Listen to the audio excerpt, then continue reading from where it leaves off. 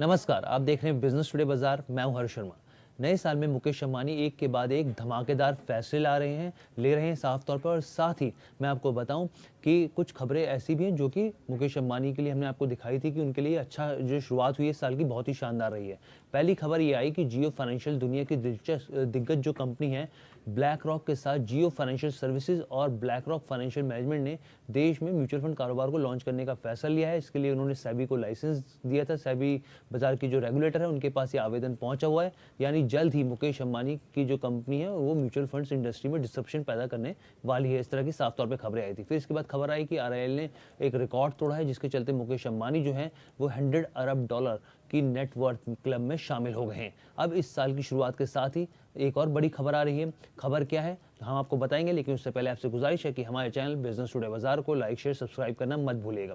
तो मुकेश अंबानी की नज़र अब श्रीलंका पर है। आप सोच रहे होंगे कि श्रीलंका की अर्थव्यवस्था तो पहले से ही चरमराई हुई है। तो सबसे पहले एक खबर मैं आपको इससे जुड़ी दे दूं ताकि आपको थोड़ी क्लैरिटी हो जाए। हालांकि स्थिति तो खराब है, लेकिन यह है कि आर्थिक संकट के बाद पहली बार जो है श्रीलंका की जीडीपी में थोड़ी बढ़ोतरी देखने को मिली है। हालांकि आईएमएफ की जो सख्त पाबंदी है वो देश उससे गुजर ही रहा है, लेकिन ये संकट जो है इस समय मौजूदा वक्त में श्रीलंका में कोई छोटा मोटा नहीं, काफी बड़ा है। इन सब के बीच मुकेश अंबानी श्रीलंका पर बड़ा दाव खेलने जा रहे हैं। दरअसल मुकेश अंबानी अब जियो का दायरा भारत में नहीं बल्कि विदेश में भी फैलाने की तैयारी कर रहे हैं। भारत की जो सबसे बड़ी टेलीकॉम कंपनी है रिलायंस जियो, वो आने वाले समय में देश की सीमा से बाहर अपनी जड़ों को फैलाती हुई नजर आ सकती है। अगर स्थिति जो प्लान के हिसाब से रही तो इस हिसाब से अगर देखा जा सकता है, अगर सब कुछ ठीक रहा तो पड़ोसी देश श्रीलंका में भी मुकेश अंबानी की कंपनी टेलीकॉम सर्विसेज शुरू हो सकती है। अब जरा गौर से समझते हैं कि मुकेश अंबानी का प्लान है क्या।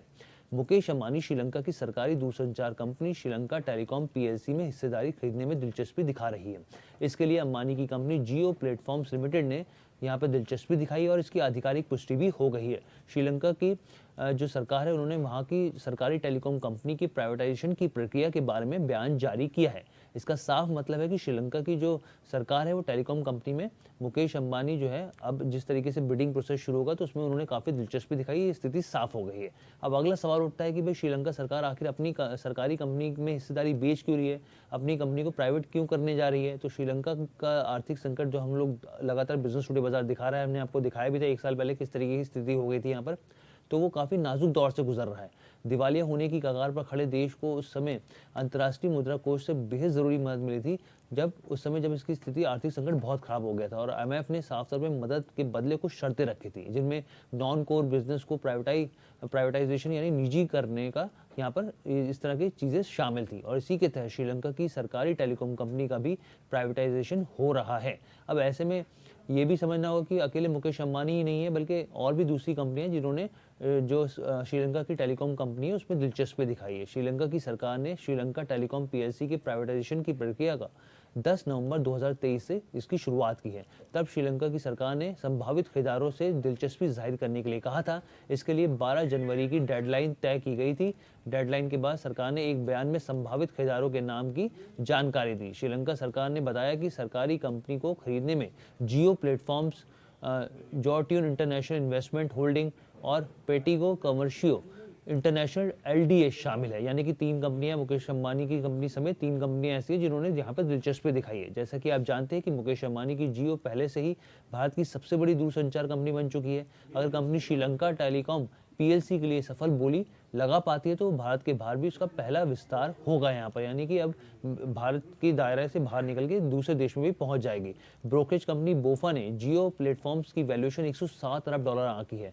बोफा ने एक नोट में ये भी कहा था कि उससे उम्मीद है कि जियो प्लेटफॉर्म्स इस साल अपने एडवांस फीचर फोन जियो भारत और वायरलेस जो ब्रॉडबैंड है उसके डिवाइस जियो फाइबर के साथ मार्केट में गहरी पैठ बनाते हुए नए ग्राहकों को जोड़ सकती है। मुकेश अंबानी की कुल दौलत हाल ही में हमने आपको बताई थी, ये खबर करीब 100 बिलियन डॉलर के पार निकल चुकी है और इसके साथ ही वे भारत समेत पूरे एशिया के सबसे अमीर व्यक्ति बन गए हैं। तो ये ओवरऑल खबर थी कि मुकेश अंबानी अब श्रीलंका की तरफ बढ़ रहे हैं। अगर जिस तरीके से उन्होंने बिडिंग की पूरा प्रोसेस हमने आपको बताया कि अगर ये आगे कामयाब रहता है तो फिर अब मुकेश अंबानी की जड़ें आगे जो जियो की जो जड़ें हैं वो बेसिकली श्रीलंका में भी बढ़ेंगी। तो कैसी लगी खबर आप हमें कमेंट करके जरूर बताइएगा। बिजनेस टुडे बाजार के साथ जुड़ने के लिए बहुत बहुत धन्यवाद।